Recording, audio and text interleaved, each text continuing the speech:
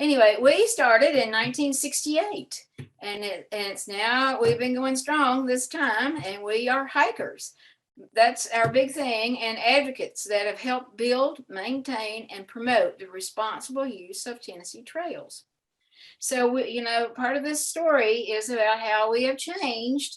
And so this is our original logo that was made back in 1968, affectionately known as the Big Dot. And so we have changed since we have gone to our new website. We have changed to a new logo, and we feel like it's more in keeping. It's got a man and a woman. It's got trails. It's got mountains. It's got trees. So we feel like it's more in keeping with our goals, and it's just an updated look. So I want to start though. These are the guys. I'm going to try to make you guys little. There we go. Yeah, these are our three founders. And we trace our origin back to these three, and they come from different places. And some of them will look familiar to you. I bet this guy right here looks familiar to a lot of you. And this is one of our founders. This is Mac Pritchard, and he's from West Tennessee. And he was a naturalist with Tennessee State Parks forever. And he just passed away last year. So he's gone. And then another founder that he was very active in the Sierra Club. And he was active in everything. If it was environmental, Bob was there. And I don't know why that keeps jumping around, but I am very disturbed. Well, this is sad. This is so sad. Okay, there we go. Now, I'm just going to try to use those little buttons instead of various other buttons. Anyway, and that's Bob and his dog Trouble. And I did not realize this when I was doing the research. Bob was a chemical engineer. Then he became a banker. And then he retired to just do full-time environmental stuff. And that's his dog Trouble, who's really just about as famous as Bob. And then here's a fellow not a lot of people know about, but he's been gone. I've met him. He was probably around 2000 was when he passed. But his name is Evan Means, and he was the editor of the outdoor section of the Oak Ridge newspaper. It was I think it was the Oak Ridge Oaklander or something like that. But anyway, they decided that they needed a state trail system that was a lot like the newly formed National Trails System Act that had been signed into law in 1968. So all this was really on the forefront, the trails and national trails. So Bob wanted the opportunity to do some serious hiking without having to go all the way to the Smokies. And then Evan Means, as president of the Clinch and Powell River Valley Association, had proposed a long distance trail from Cumberland Gap to Oak Ridge, and that was to be called the Cumberland Trail. So if you know where Cumberland Gap is, it's up around the Kentucky, Tennessee, Virginia, right in that little corner area. So that's where they proposed that it start. All right. Now, here we go. These are some of our forefathers, and I also wanted you to meet some of our foremothers, and I wanted you to hear about them because we don't talk about them enough. This was Bob. This was Donald Todd. He was our first state president. This is Robbie Hassler, and we don't hear enough about her, and she was our first secretary, and she kept all the minutes and everything that went on, she kept up with. And then while we're on the subject, our third president, which I cannot find a picture of her anywhere, but our third president was Lily Rose Claiborne, and you can find her on the internet. And she was, it says on the internet that she was a homemaker and environmentalist from Oak Ridge. And I thought, well, that's a good title to have, a homemaker and environmentalist. So that's some of our forefathers and our foremothers. But they got together at Cumberland Mountain State Park in 1968. And Bob says that they were looking into landowner permissions and liabilities and trail design and potential routing. And they were also talking about a statewide system of trails, not just one, but a lot. But they were going to do Cumberland Trail was going to be their pilot project, and they were going to fine tune the process. So they decided at that meeting that they were going to make the southern terminus go all the way to Chattanooga. And they were maybe some side trips to Fall Creek Falls and Scotts Gulf. So they were, that was their goal, was to make it go from, and that was going to be about a 300-mile trail. So later on, they had another meeting at Cove Lake State Park, which on December 7th, 1968, and Bob kept notes, and so did Robbie, about that meeting, and they decided then that they would name our organization Tennessee Trails Association, and that was supposed to be an umbrella organization to coordinate work on a state trail system. And the name Tennessee Trails Association was chosen over Cumberland Trail Association because they wanted to include all these other trails they were going to build. And Bob Brown was elected the very first Tennessee Trails president. So here we are. There's some of our founding fathers again. So in December 6, 1969, as time progressed, the Tennessee Trail leadership recognized the need for the more formal organization. And so that's when they did their constitution and their bylaws, and they set up a newsletter, which we still have today, and it's called the Tennessee Trails Newsletter. And Evan Means was our first editor, but I will tell you, like the second or third editor was Dot Lingerfelter from Chattanooga. So again, she doesn't get mentioned. All we hear about is Evan Means, but you need to know that they were there too. So the first issue of the Tennessee Trails newsletter reported on all the things they did. And then we have some new officers, and one was Donald Todd from Wartburg, and then Bob Brown was going to be our vice president. Now this young man right here, we're going to come back to him in a minute. There's Mac, and there's another founder, Sam Powell. He came on just a little bit later, but he came along. All right. So during this time, Tennessee Trails took a lead in promoting a state trail system. And so they had seminars on state and regional trails, and they brought together government agencies and environmental groups and representatives from the private sector. So they were very busy. And so in April 1971, here's what all that work culminated in. In April 1971, Tennessee became the first state to enact legislation establishing a state trails system. And so they had 7 scenic trails were designated as part of that initial state system, including the Cumberland Trail. And in the meantime, in the midst of all this, they were looking to expand their base of support. And so they started forming these chapters to have local input.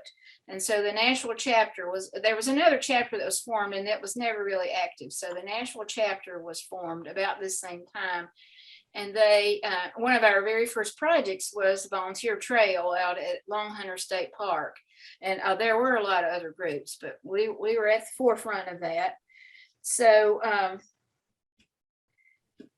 so all was going just great. Initial support from the state after the passage of the State Trail System Act was strong. They had money. They had Joe Gaines was the first state trail administrator. And then they had trail supervisors. And they had them for the Cumberland Trail and several other designated scenic trails. And so the Tennessee Trails annual meeting reports of this period continues to tell of progress being made by both state personnel and Tennessee Trails volunteers.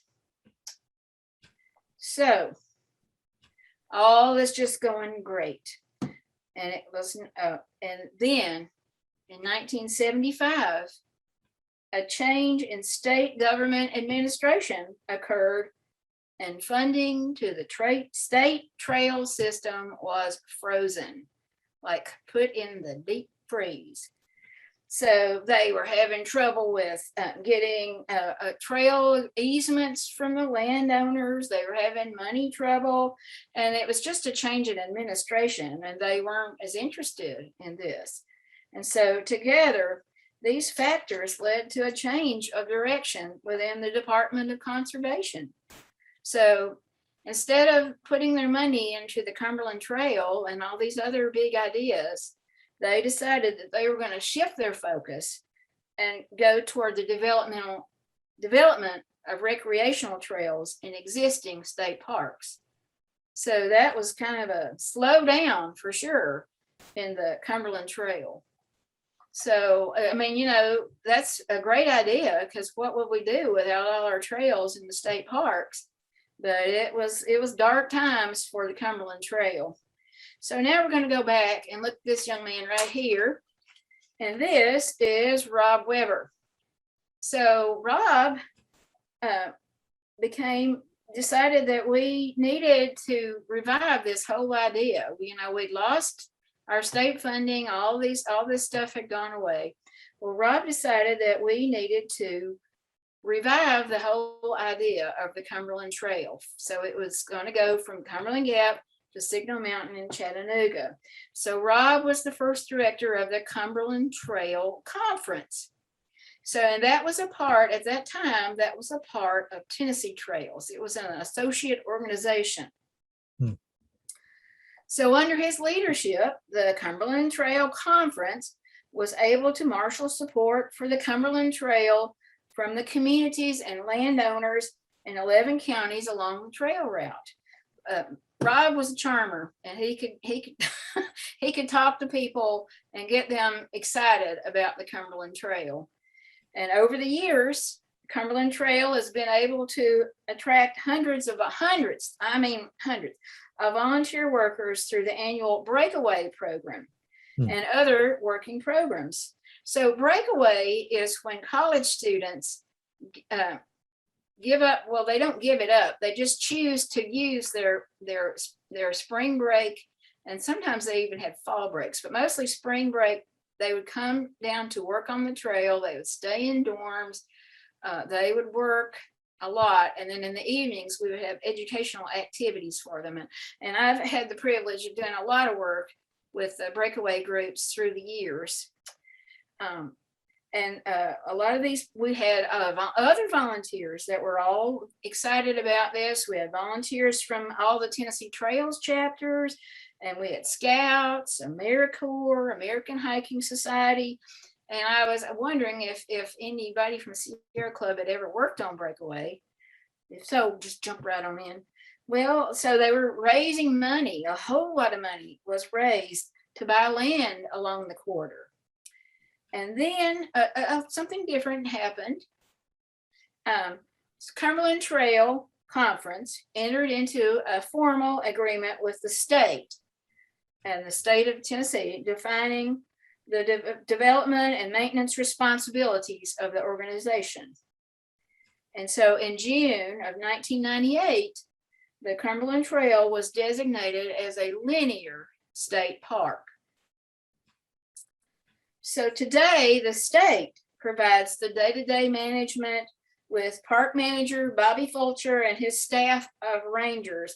And today I tried to find out exactly how many rangers. Nora, do you know how many rangers the Cumberland Trail has? Oh, she's probably muted.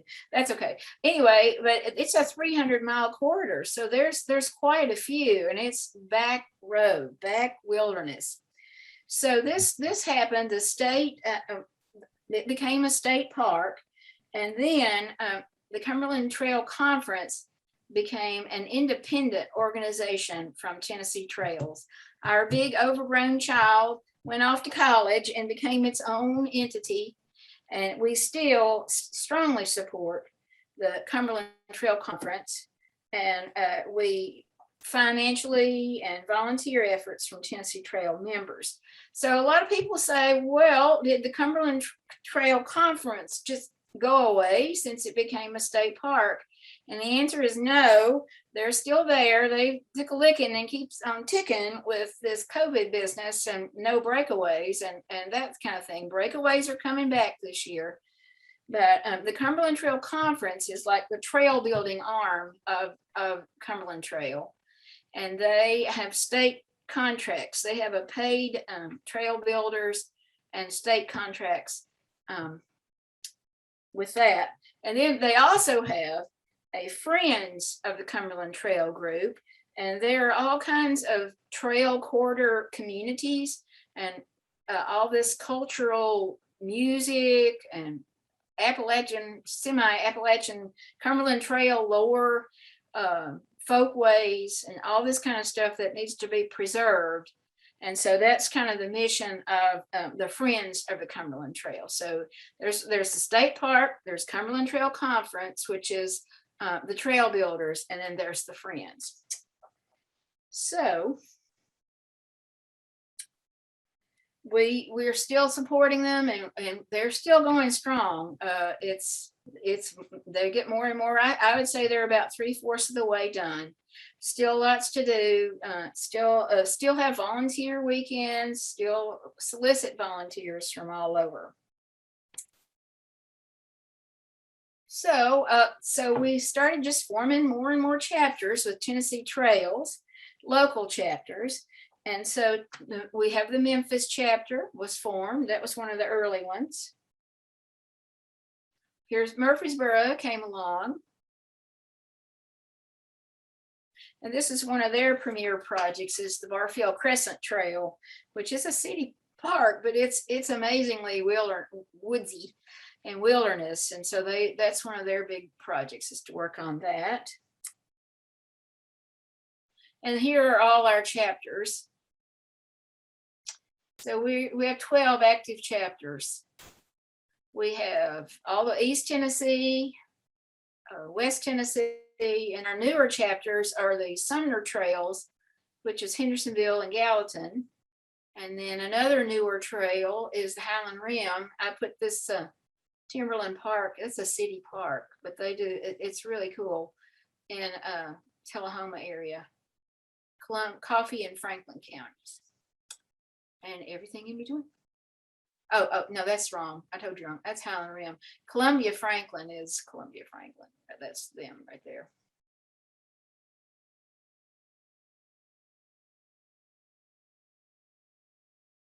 So we still are working on the Cumberland Trail as part of our volunteerism, but we've started another project that I'm super proud of, and that is grants. Remember Evan Means back there in the very beginning of the whole thing? He was the newspaper editor.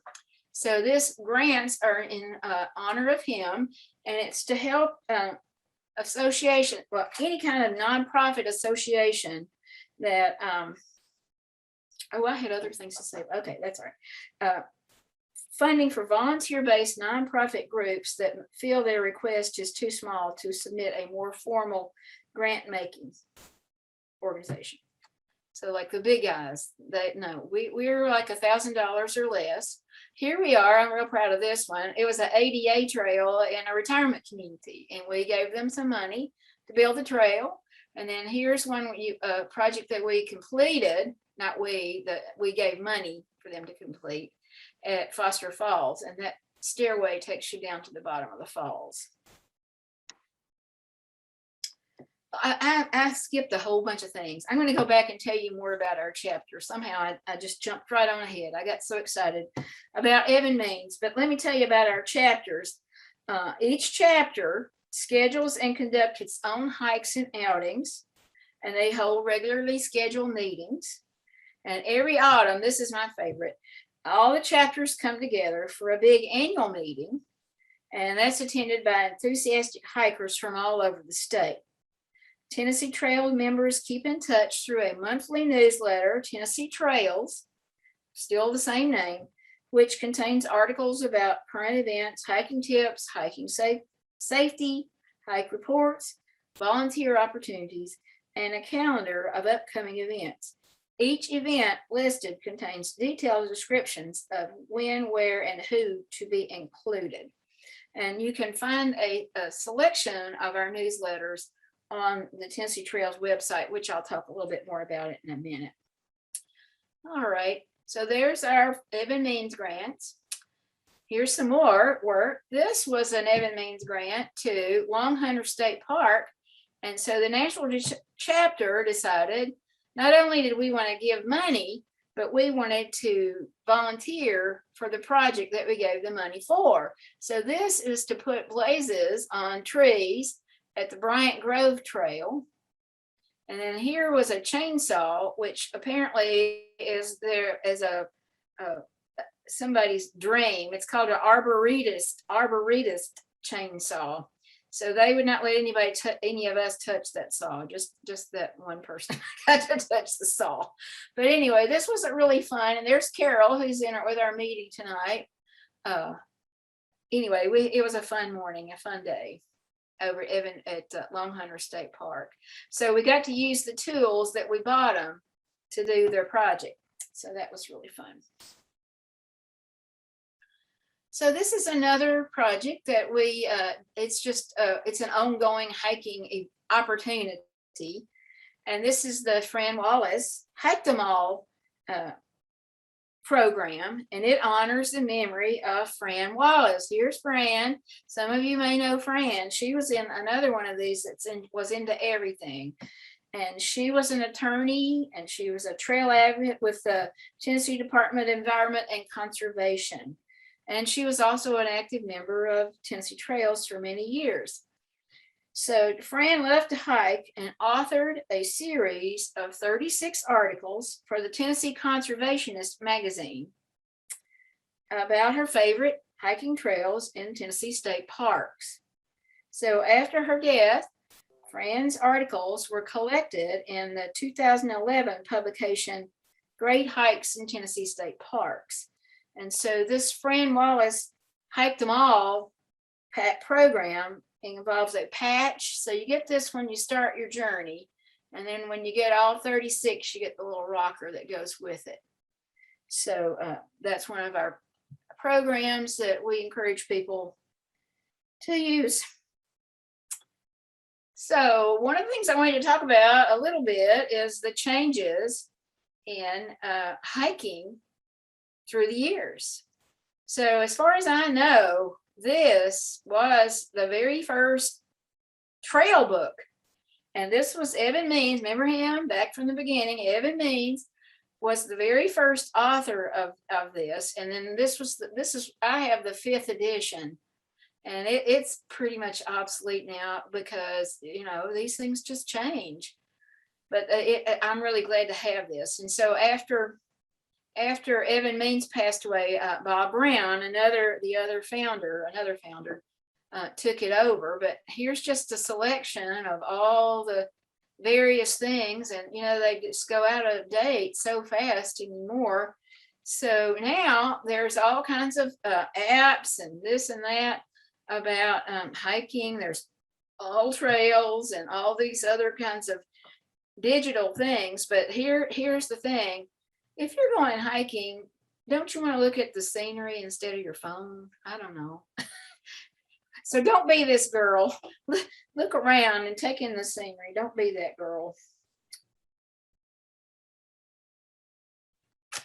So here's some of our changes in Tennessee Trails. We have a brand spanking new website that's just the bomb. And we have a nice national chapter has their own Facebook, and then Tennessee the whole state organization has a Facebook. And then you can just put your camera up, you know how that works, to those little things, and it'll take you right to it.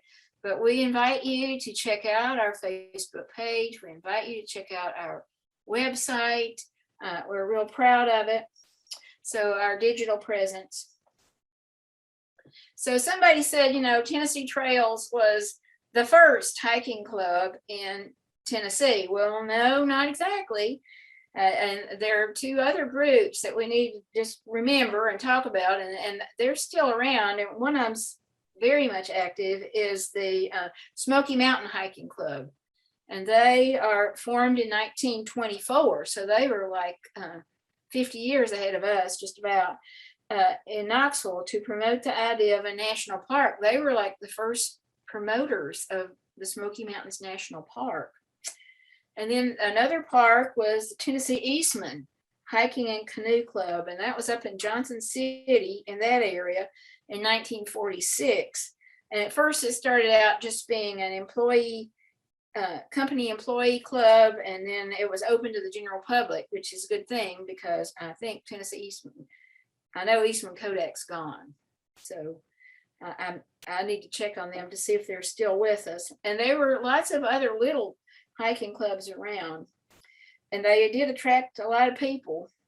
But we were discussing this the other day. I guess Gary and I were discussing that, you know, we see a lot of people at trailheads, and maybe they're not in hiking groups.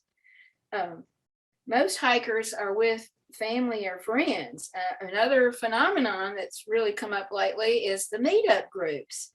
And if you check, Outdoor and Adventure is the top ranking meetup community nationwide. So, and we were also discussing about how many women in Tennessee Trails. I would say it's 3/4 women, because we like having people to hike with, and we feel safer and better about it. But it's much more than that. It's just an enjoyable experience, and it's just something that, you know, it's a social activity as well as hiking and as well as building trails. And another big change that we have is the friends groups, Tennessee State Park friends groups. And these groups help not only with trails, but other recreational areas in the parks. So here's another change I noticed. The boots have changed, the clothes have changed, the food has changed, the backpacking, all that equipment has changed. And then there's, of course, so many trails now that we didn't used to have. And then the trails are in better shape because of Tennessee Trails, because of Cumberland Trail, because of friends groups, and just park rangers having more knowledge and more funding for trails. So we're very fortunate to have that. But I noticed all of these sticks. Back when I very first started, I would look carefully for a tree limb before I set out on the trail to have, you know, so I wouldn't fall down and break my neck. So everybody these days has these sticks. So that's a big difference too. But the challenge for Tennessee Trails Association, we have 600 members now, just about, not quite, almost, maybe by the end of the year. You know, we always have a surge in January. Everybody gets the fitness buzz. The challenge for Tennessee Trails Association is to be relevant to a new generation of hikers and work cooperatively with other groups to enjoy the hiking experience. Like, I'm just so glad to be talking to Sierra Club today. And I just want to, you know, and all the other groups and the meetup groups and the friends and through our grants and all these other things, we are reaching out to other groups. And that's, I just feel like that's the main goal for these days and these times. We want to teach people about how to take care of the trails they hike, and we want to encourage them to get involved with trail building, maintenance, and cleanup projects. And we look forward to the next 54 years.